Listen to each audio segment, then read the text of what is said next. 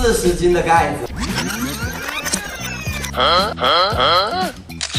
明星家园最好，老板买了3个车位，专门拿来放泡菜。我已经闻到了很浓郁的泡菜味了。那只是冰山一角，我们乌龙老家还有专门拿来装泡菜的。不过老板还没得摊子高，是几个意思？请问你们平时请的泡菜师傅都是巨人吗？鲫鱼都是个人吃吗？吃好多，抓好多。想吃哪条抓哪条。老板，一半泡椒，一半拿来炸。够不够了？再加点儿。够不够了？再来点儿，再来点儿。都拿起炒哦。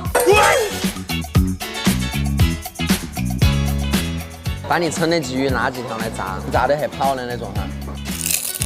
不要说这个小吃了，大吃都可以直接叫起来吃。所有的东西都是吃原汤。